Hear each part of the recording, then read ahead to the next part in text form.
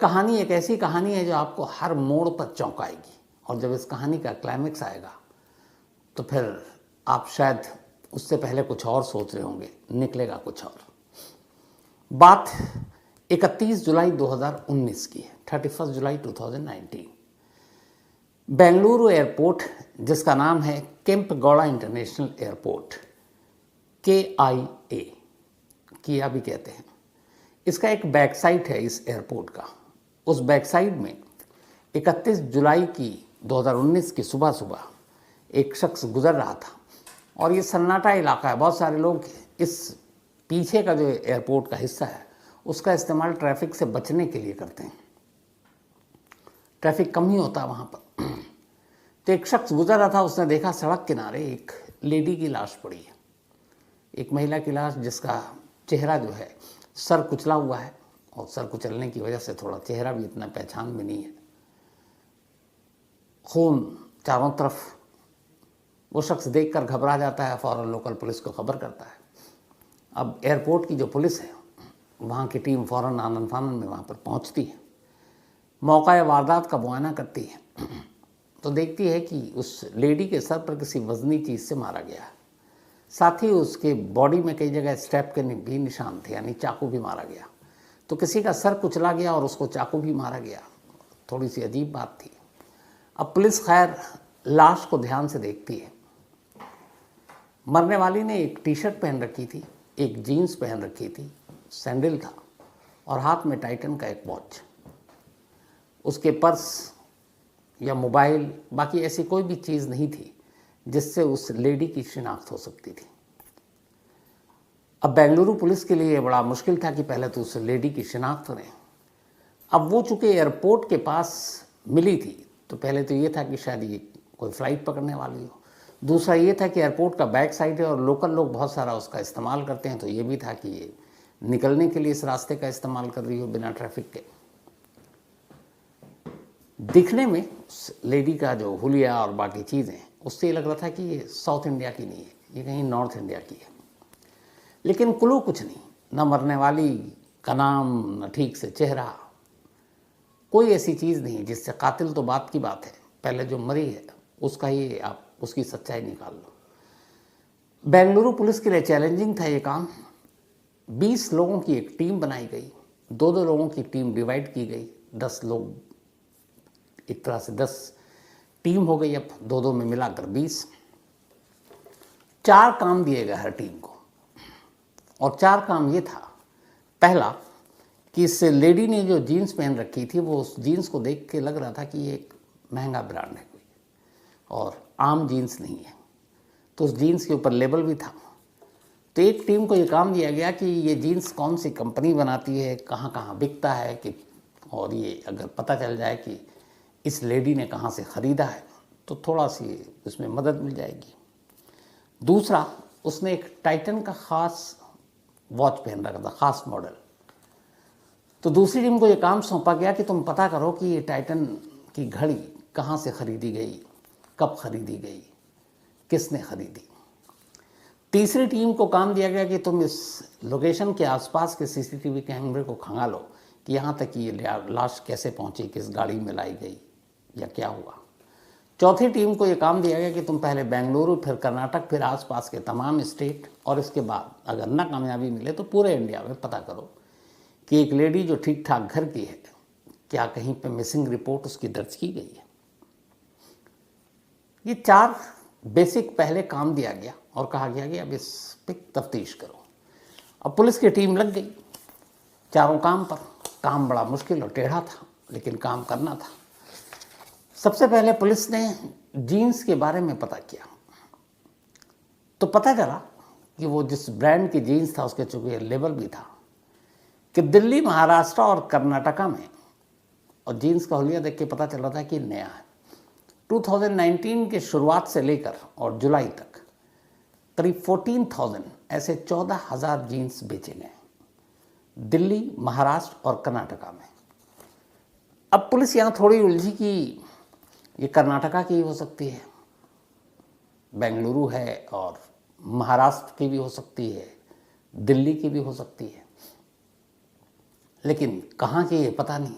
खैर, अब 14,000 जीन्स तो पता चल गया, लेकिन इस लेडी ने जो जीन्स पहन रखी थी उसका साइज़ क्या था, उसका साइज़ चेक किया गया तो पता चला कि उन 40,000 जीन्स में से 800 जीन्स उस साइज़ की बिकी है दिल्ली, कर्नाटका और महाराष्ट्र में। तो 14,000 पहले टोटल, उसके बाद पता चला कि करीब 800 जीन्स उसके साइज़ की बिकी। तो अब फिगर आ गया 800 पे। अब उस 800 जीन्स को कहाँ कहाँ किस किस ने ख़रीदा है, पुलिस ने उस जीन्स के जो शोरूम और जहाँ बिका उनसे डिटेल मंगा। ये मैं आपको बता रहा हूँ, लेकिन ये बहुत ही लेंथी प्रोसेस था, मतलब सारा पूरा प्रोसेस जो। तो उन 800 लोगों के नंबर मांगे गए। फिर पुलिस ने एक व्हाट्सएप ग्रुप बनाया और बाकायदा उन 800 लोगों को मैसेज किया कि क्या आप में से किसी ने ये जीन्स खरीदी है। अब इसमें से कुछ के रिप्लाई आए, कुछ के नहीं आए, कुछ को पुलिस वाले फ़ोन कर रहे हैं, मोबाइल स्विच है, बंद है, तो वो अलग दिक्कत आ रही है। लेकिन जीन्स पे इन्वेस्टिगेशन जारी है। उधर दूसरी टीम टाइटन वॉच पे लगी हुई है कि ये वॉच जो मॉडल है वो कहाँ बिकी, कैसे। तो पता चला कि ये टाइटन वॉच पिछले 1 साल में जिस मॉडल का उस डिकीज़ ने यानी मरने वाली लड़की ने पहन रखा था, 1400 घड़ियाँ टाइटन की उस मॉडल की 1 साल के दरमियान बिकी और ये देश के अलग अलग शहरों के शोरूम से बिकी। तब उनके नंबर निकाले गए कि भाई ये 1400 घड़ी खरीदने वाले कौन लोग हैं। जैसे जीन्स के निकाले गए 14,000 के, यहाँ तो फिर भी तादाद कम थी, तो लेकिन यहाँ फिर भी 1400 लोग थे। अब उन 1400 लोगों के नंबर निकाले गए, उनको फ़ोन करना शुरू किया गया, फिर उनके भी व्हाट्सएप ग्रुप बनाए गए और सबको मैसेज डाला गया कि ये घड़ी आपने ख़रीदी, आपका क्या नाम, पता, कहाँ के रहने वाले हो। अब उसमें भी बहुत सारे ऐसे थे जिनका कोई रिप्लाई ही नहीं आया, कुछ के फ़ोन बंद थे, लेकिन कोशिश जारी थी। उधर जो एक टीम सीसीटीवी कैमरे को खंगाल रही थी, उसे भी कामयाबी नहीं मिल रही थी। उसने देखा कि एक कार तो दिखी है दूर से, लेकिन बदनसीबी से उस कार का नंबर प्लेट नहीं आया और इसलिए उससे कोई जानकारी ही नहीं मिली। चौथी जो टीम लगी हुई थी तो पता चला कि कर्नाटक और आसपास में कहीं इस हुलिये की ऐसी लड़की की कोई मिसिंग कंप्लेंट ही दर्ज नहीं है। तो हर जगह से रास्ता बंद, पुलिस के आगे बढ़ने की कोई उम्मीद नज़र नहीं आ रही। इधर मीडिया में भी ये खबर कि बेंगलोर जैसे शहर में इस तरह से किसी एक लड़की के साथ ये वारदात हुई है। 2019 की बात है, सेफ नहीं है, तो इसको लेकर काफ़ी मीडिया का भी प्रेशर, पुलिस पे बेहद दबाव इस केस को सुलझाने का, लेकिन तमाम कोशिशें जारी है, कोई कामयाबी नहीं मिल रही है। तभी एक रोज़ अचानक पुलिस, जब ये सारे चीज़ों पे कोई कामयाबी नहीं मिली, तो पुलिस ने तय किया कि चलो एक बार और बॉडी को देखते हैं। अभी तक पोस्टमार्टम नहीं हुआ, मॉर्चरी में रखा हुआ मुर्दा घर में। कई बार, पहली बार में कई बार कुछ चीज़ें नज़रों से चूक जाती हैं। पुलिस की एक टीम, सीनियर अफसरों की टीम इस बार गई मुर्दा घर। अब उसने बॉडी को ध्यान से देखा कि शायद जीन से, घड़ी से, बाकी चीज़ों से कुछ नहीं पता चल रहा, कुछ बॉडी ही ऐसी कुछ निशानी हो जिससे कुछ पता चले। इस बार ध्यान से देखा पुलिस ने तो उसकी बॉडी में एक टैटू बना हुआ था जिस पे एस लिखा हुआ था। अब वो हाथ वाथ पे नहीं था, वो यहाँ गर्दन के नीचे था। तो जब उन्होंने देखा एस, तो पुलिस को लगा कि इस जो भी मरने वाली है इसका नाम एस से शुरू होता है। अब पुलिस ने जब ये मिला कि एस से है, तो उन्होंने उधर जो जीन्स थे 14,000, जिसमें से 800 उस साइज़ के ख़रीदे गए थे, इधर 1400 घड़ियाँ जिन्होंने ख़रीदी। अब पुलिस ने उन सबको दोबारा कांटेक्ट किया और पूछा कि क्या ये घड़ियाँ या जीन्स आप यहाँ से किसी एस नाम से जिन लोगों ने ख़रीदी, आप उसकी लिस्ट दे सकते हैं। अब जब वो एस नाम से लिस्ट मांगी गई, तब वो जो 800 थे और फिर 1400 थे, वो फिगर घटकर 115 हो गया कि इस नाम वाले 115 लोगों ने ये घड़ी खरीदी और इस नाम से करीब 200 लोगों ने ये जीन्स खरीदी। तो वो और भी कम हो गया लोगों तक पहुंचने का।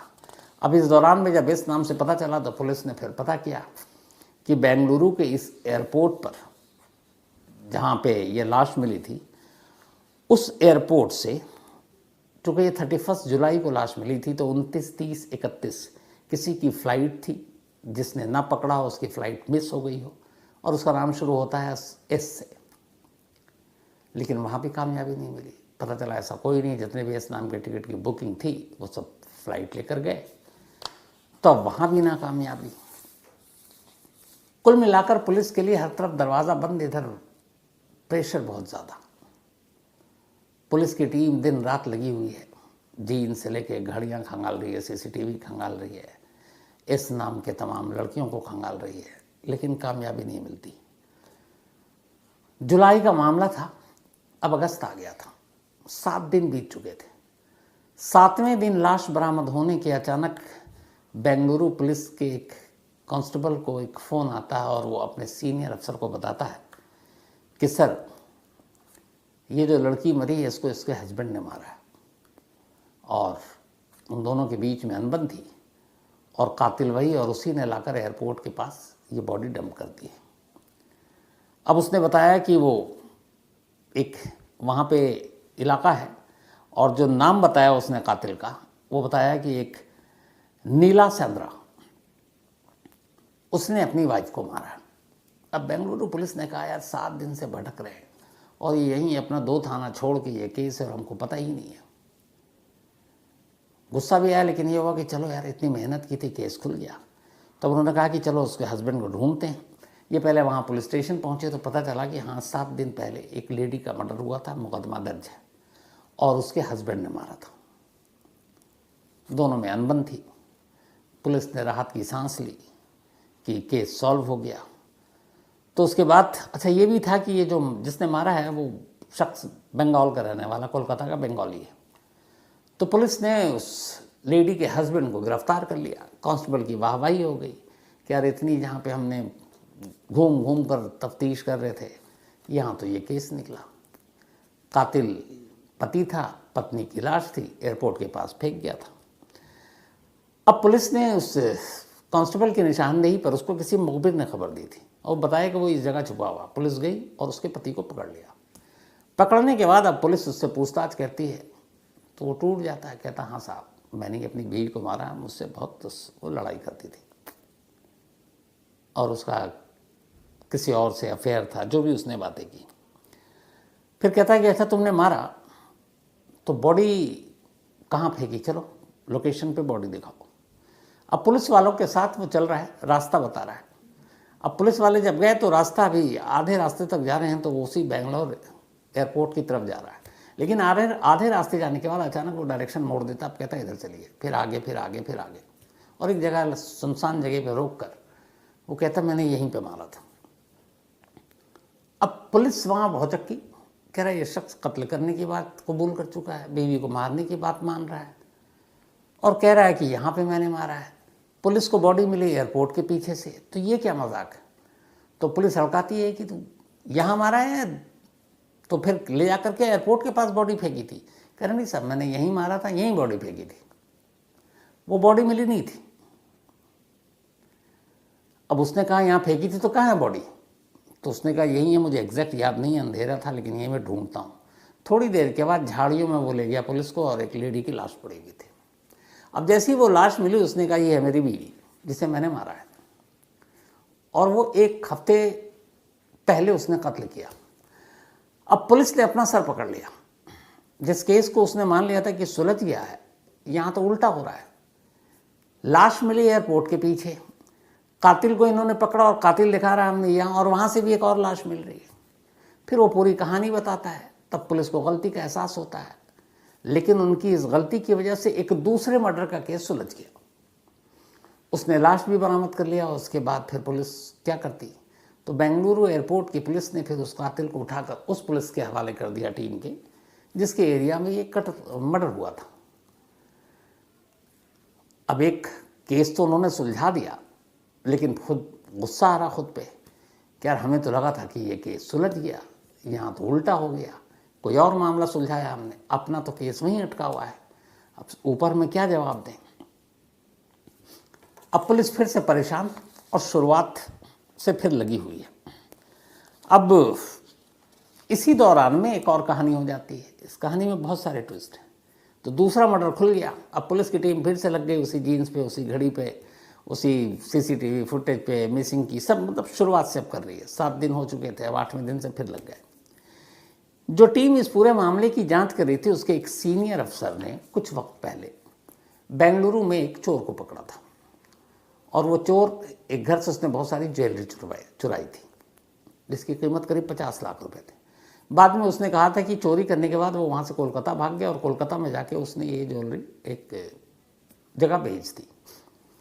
तो महीने भर पहले, मतलब ये कत्ल हुआ जुलाई में, इससे पहले जून की बात है, वो साहब जो पुलिस के सीनियर अफसर हैं वो कोलकाता गए। वहाँ से जाकर उन्होंने वो सारी ज्वेलरी बरामद कर ली और फिर वापस लौट आए बेंगलुरु। जब वो ज्वेलरी बरामद करने के लिए गए थे तो उनके साथ कोलकाता के 2 पुलिस वालों को लगा दिया गया था। उनमें से एक पुलिस वाला लगातार उनसे बात करता था। इसी दौरान जो कोलकाता में जिसने चोरी करके गहने बेचे थे, उसका नाम था कार्तिक। कार्तिक था बेंगलुरु पुलिस के कब्जे में। उस सिपाही ने कहा कि साहब, इसने कोलकाता में कुछ और भी लूट वूट के सामान बेचे हैं और कोलकाता में भी कुछ चोरी की है, तो आप हमें प्लीज़ कुछ दिन के लिए उसे दे दो, हम उससे पूछताछ करेंगे। अब ये बेंगलुरु वाले पुलिस अफसर कह रहे नहीं यार, अभी हमें उसकी ज़रूरत है, हम बेंगलुरु के और चोरी के केस उससे उगलवाना चाहते हैं। तो वो बार बार रिक्वेस्ट कर रहा है, इधर सीनियर हैं, वो कोलकाता पुलिस का एक कांस्टेबल है, कि साहब उससे हमें बहुत सारे केस सुलझाने में मदद मिलेगी। तो ये चल रहा था, वो लगातार फ़ोन पे बात हो रही थी। इत्तेफाक से केस के 10वें दिन, अब 10 अगस्त आ चुका है, अभी तक कुछ सुलझा नहीं। न जीन से मिली मदद, न घड़ी से मिली मदद, न सीसीटीवी से। चक्कर में एक दूसरा कातिल पकड़ा गया, दूसरा मर्डर केस खुल गया, और वो बेंगलुरु पुलिस के जो इंचार्ज है इस केस के, वो परेशान बैठे हुए, क्या करें। इसी दौरान में उनके पास उसी कांस्टेबल का फिर से फ़ोन आ गया कोलकाता से। अब ये उस वक्त टेंशन में, वैसे ही तनाव में, कि साला अपना केस तो सुलझ नहीं रहा है यार, ये परेशान कर रहा, बार बार मुझसे एक्यूज मांग रहा है। तो उन्होंने 1-2 बार उठाया नहीं, फिर देखा वो बार बार कर रहा, तो उन्होंने उठाया, फिर उसको एक तरह से निपटते हुए कहा, देखो मैं इस वक्त बहुत बुरी तरह फंसा हुआ, परेशान हूँ, एक मर्डर केस है हमारे पास और वो सुलझ नहीं रहा, इतने दिन हो गए हैं, और वो लेडी है ये भी पता नहीं चल रहा कहाँ की है, लेकिन बेंगलुरु की नहीं लगती, नॉर्थ इंडिया की कहीं की लगती है। तो तुम अभी उस कार्तिक वाले केस पे बात मत करो, मैं सुलझा लूँ फिर तुमसे मैं बात करूँगा। जब वो फ़ोन रखने लगे तो कांस्टेबल कहता है, 1 मिनट रुकेगा, आपने कहा कि किसी लेडी का कत्ल हुआ, मिसिंग है, उसकी आइडेंटिटी अभी तक पता नहीं चली। बोले हाँ, नहीं पता चल रहा है, और वो साउथ इंडियन नहीं है। तो बोले हमारे कोलकाता से भी एक लड़की गायब है, और उसका नाम है पूजा डे। वो एक मॉडल है और इवेंट आर्टिस्ट है, इवेंट मैनेज भी करती है, इवेंट मैनेजमेंट का भी काम करती है, और ठीक ठाक मॉडल है। और वो जुलाई लास्ट वीक से ही गायब है, करीब 31 को लाश मिली, तो उसने कहा कि 27 से 28 से गायब है, और इत्तेफाक से वो कोलकाता से बेंगलुरु गई थी। अब ये सुनते ही इस पुलिस अफसर के कान खड़े हो गए। बोला आपने वहाँ रिपोर्ट लिखी है? बोला हाँ, मिसिंग रिपोर्ट है हमारे यहाँ, और लेकिन वो कहीं मिली नहीं है। तो बोले कि यार मैं तुमको कुछ फ़ोटो भेजता हूँ, देख के बताओ क्या ये वही है जिसकी मिसिंग रिपोर्ट है तुम्हारे यहाँ। उसने कहा भेजिए। इन्होंने वो तस्वीर निकालकर अपने एक जूनियर से कहा कि इस पुलिस वाले के व्हाट्सएप नंबर पे भेजो ये फ़ोटो। इस दौरान में जब नसीब साथ देता तो बहुत सारी चीज़ें होती हैं। वो उधर फ़ोटो भेज रहा है उनका जूनियर, और ये बैठ के सोच रहे हैं कि क्या पता कोलकाता से मिल जाए, लेकिन इधर एक दूसरा केस, दूसरा कातिल दूसरे मर्डर में इनको गुमराह कर चुका था, तो पर ये भी था डर कि ये भी ऐसे ही निकलेगा। तभी उनके मोबाइल पे एक फ़ोन आता है, बल्कि जो उनका एक जूनियर था जिसने सारे जगह व्हाट्सएप किए थे, घड़ी के लिए, जीन्स के लिए ग्रुप बनाया था, तो उसके पास एक फ़ोन आता है और वो कहता है कि ये घड़ी जो आपने ग्रुप में भेजा है ये मैंने ख़रीदी है, मैं दिल्ली में रहता हूँ, और ये घड़ी मैंने अपनी गर्लफ्रेंड के लिए ख़रीदी थी। अब वो पुलिस वाला सुना तो उसने कहा अपने सीनियर अफसर को जानकारी देनी चाहिए। वो भागा हुआ आया, उसने कहा कि साहब वो घड़ी के बारे में एक आदमी दावा कर रहा है कि उसने दिल्ली में ख़रीदी, उसका नाम अली है, और वो कह रहा है कि उसने अपनी गर्लफ्रेंड को दिया। अब वो सोच रहे हैं यार ये गर्लफ्रेंड को देने की बात कर रहा है, वो उधर कह रहा है कि जो कोलकाता से गायब हुई है वो ऑलरेडी किसी की बीवी है, शादीशुदा है, लगता है फिर कि इसमें कुछ नहीं मिलेगा। खैर वो कहते हैं अली को दो, फ़ोन दो, बात करते हैं। पूछते अच्छा कि तुमने कब दिया? तो उसने कहा मैंने दिल्ली में अपनी, मतलब ये जून जुलाई की बात है, तब मैंने घड़ी गिफ्ट की थी अपनी गर्लफ्रेंड को। बोला तुम्हारी गर्लफ्रेंड का नाम क्या है? तो उसने कहा पूजा डे। अब जैसे ही ये सुना अफसर साहब कुर्सी से खड़े हो गए, क्योंकि वो कोलकाता का कांस्टेबल भी नाम बता रहा है पूजा डे, ये भी अपनी गर्लफ्रेंड का नाम बता रहा है पूजा डे, लेकिन एक चीज़ कंफ्यूज कर रहा है वो ये कि वो बता रहा है कि वो शादीशुदा थी, ये बता रहा है मेरी गर्लफ्रेंड है। तो अब ये भी तो हो सकता है कि पूजा डे दो अलग अलग हों। फिर उनका एक बार जोश जो उमड़ा था वो थोड़ा कम पड़ने लगा। उन्होंने कहा अच्छा चलो तुमको भी एक फ़ोटो भेजता हूँ, देख के बताना कि क्या ये तुम्हारी गर्लफ्रेंड वही है जिसको घड़ी दी थी। अब बैठकर वो इंतज़ार कर रहे हैं। सबसे पहले कांस्टेबल का मैसेज आता है, कहता सर ये वही है जो कोलकाता से मिसिंग थी। थोड़ी देर बाद अली का फ़ोन आता है कि सर ये वही है जो मेरी गर्लफ्रेंड है।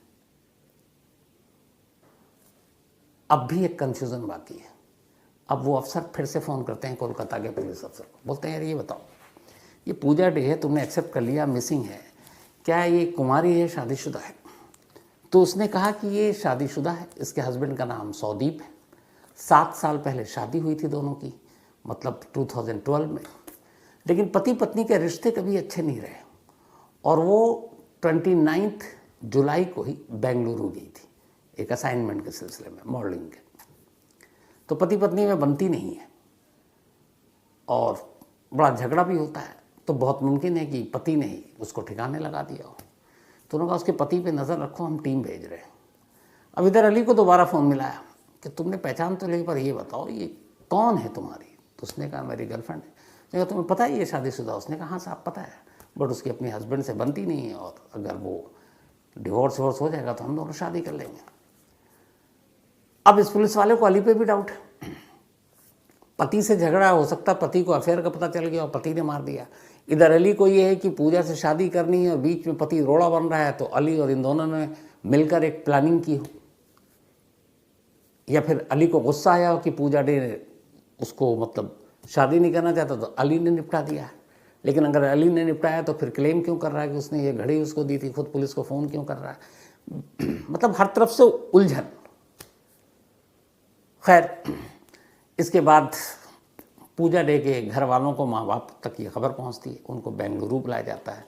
वो लोग जब बेंगलुरु आते हैं फिर उन्हें मॉर्चरी ले जाता है और मॉर्चरी में ले जाने के बाद लाश दिखाई जाती है। माँ बाप पहचान देते हैं, वो कहते हैं हमारी बेटी है। अब ये साफ हो गया कि जिस की तलाश में इतनी सारी मशक्क़त करनी पड़ी वो कोलकाता की रहने वाली एक मॉडल पूजा डे थी। लेकिन अभी आधा काम हुआ था। मरने वाले की शिनाख्त हो चुकी थी, लेकिन कातिल कौन? अब पुलिस के लिए सस्पेक्टेड फिलहाल के लिए 2 सामने खड़े हुए हैं। एक पूजा डे का हस्बैंड, उसके ऊपर शक करने की वजह क्योंकि उनमें बनती नहीं थी। दूसरा अली, जिसके पास एक रीज़न हो सकता है कि पूजा अपने पति को छोड़कर उसके साथ शादी नहीं करना चाहती, उसने निपटा दिया। लेकिन प्रूफ कोई नहीं। अब पुलिस परेशान, लेकिन फिर पुलिस ने कहा कि चलो अब ये तो पता चल गया कि ये पूजा है, तो पूजा के कॉल डिटेल यानी कि मोबाइल का नंबर भी पता चल गया। पुलिस ने कहा आप कॉल डिटेल में झांकते हैं। अब पुलिस ने कॉल डिटेल में झांका। जब कॉल डिटेल में झांका तो उसमें ना अली ना उसके पति, इसके बारे में कोई ऐसी सस्पिशियस चीज़ पता नहीं चली। लेकिन कॉल डिटेल में झांकने के बाद पुलिस को कुछ अहम सुराग मिले। ये पता चला कि वो जब बेंगलुरु आई तो बेंगलुरु आने के बाद एक सहारा होटल है जहाँ पे उसने चेक इन किया और वो वहीं पे रहा करती थी, तब रुकी थी। 29 जुलाई को वो पहुंची थी और फिर उसने वहाँ से ओला कैब लिया था 1-2 बार जाने के लिए। 31 को उसको कोलकाता लौटना था। 31 की सुबह 5:15 बजे उसे होटल से निकलना था, अर्ली मॉर्निंग की फ़्लाइट थी। रात को उसने एक ओला का कैब बुक कराया, उसके बाद वो होटल आ गई। लेकिन हैरत अंगेज तौर पर सुबह होटल से जब उसे जाना है एयरपोर्ट, और इससे पहले वो जो 2 दिन रही, उस 2 दिनों में उसने अलग अलग ओला कैब से सवारी की, कोई गाड़ी नहीं थी उसके पास, और सभी बार अपने मोबाइल के ऐप से उसने बुक किया था। वो ऐप की हिस्ट्री आ गई सामने। लेकिन एयरपोर्ट जाने के लिए उसके मोबाइल से या उस मोबाइल ऐप से किसी भी ओला या उबर कंपनी से कोई गाड़ी बुक नहीं हुई। अब ये बड़ी अजीब बात थी कि गाड़ी बुक नहीं हुई, लाश एयरपोर्ट के पीछे मिल रही है, तो ये माजरा क्या है। पुलिस की टीम होटल पहुंची। होटल पहुंचने के बाद उसने सीसीटीवी फुटेज, चुके अब होटल का नाम भी सामने आ गया था, और फिर पूछा उससे कि ये बताओ कि मैडम यहाँ पे गाड़ी में कब आती हैं और सुबह एयरपोर्ट जाने के लिए कौन सा कैब यूज़ करती हैं। तो होटल वाला बताता है कि साहब रात को वो ओला से आई थी, सीसीटीवी फुटेज में नंबर है, लेकिन सुबह जब वो जा रही थी तो वही कैब वाला आया था जो रात को आया था और वही लेकर चला गया। अब सवाल ये कि अगर वही आया तो फिर सुबह की बुकिंग पूजा ने क्यों नहीं कराई। आप कभी भी अगर ओला उबर आप यूज़ करते हैं तो आपको जितनी बार ट्रैवल करना, हर बार आपको उस ऐप पर जाकर बुक करना अपना ड्राइव। रात का तो है जाने का और होटल आने का, लेकिन होटल से एयरपोर्ट जाने के लिए वो ओला लेती है, लेकिन उसके बावजूद वो बुक नहीं करती है अपने उससे। तो अब ये हुआ कि सुबह गई किससे। फिर वो सीसीटीवी होटल का खंगाला गया तो पता चला कि जिसने रात को उसको ड्रॉप किया था उसी कैब ड्राइवर ने सुबह उसे पिक किया। उसे लेने के लिए वही आया, लेकिन विदाउट ऐप की बुकिंग के। अब ऐसा क्यों हो सकता है और कैसे हो सकता है? मुमकिन है। मुमकिन ऐसे है कि कई बार लोग ये कहते हैं कि आप करेंगे तो इतना है, आप सस्ते में मैं आपको छोड़ दूंगा, तो आप कहाँ बुक करा रही है, और आपने बता दिया आपको इतने बजे एयरपोर्ट है, मैं पहुँच जाऊँगा मैम राइट टाइम पर। तो ये हो सकता था। खैर, अब वो नंबर आ गया। अब पुलिस ने उस नंबर के थ्रू नाम और वो सारी चीज़ें निकाली तो पता चला नागेश नाम का एक 22 साल का लड़का है जिसकी ये कैब थी। उसका एड्रेस था। पुलिस उसके घर पहुंची। वो आराम कर रहा था घर में। पुलिस ने उसको दबोचा, उठाया, लाया, पूछताछ की।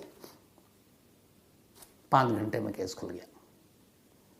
उसने बताया कि उसने 2 बार उसकी गाड़ी में सफ़र किया और नागेश के एक भाई ने एक और गाड़ी ईएमआई पर ख़रीदी, लेकिन ईएमआई के पैसे भरने के लिए उसके पास पैसे नहीं थे। तो उसे लगा कि क्या करें, गाड़ी वापस चली जाएगी। तो उसने जब 2 बार पूजा को अपनी गाड़ी में घुमाया तो उसे ये पता चल गया पूजा के कपड़ों से, बातचीत से, कि ये अमीर है और इसके पास अच्छे खासे ज्वेलरी और कैश वैश होंगे, एटीएम कार्ड में भी ठीक ठाक पैसे होंगे, दिखने में भी खूबसूरत थी, उसकी नीयत भी बेईमान हुई। बस उसने उसी को लूटने का फैसला कर लिया। 31st की लेट नाइट ये उससे इसी नीयत के साथ कहता कि आप बुक मत करना, मैं लेने आ जाऊंगा। क्यों? वो नहीं चाहता था कि ये रिकॉर्ड पर आए कि बुकिंग ये हुई थी, ड्राइवर ये था। तो सब कुछ चोरी छुपे। पूजा को भी लगा चलो कुछ पैसे बच जाएंगे, उसने भी, और ड्राइवर भी ठीक ठाक था, उसने कहा ले चलो। अब चूँकि 5:15 बजे वो निकली, रात को लेट पहुंची थी, नींद पूरी हुई नहीं थी।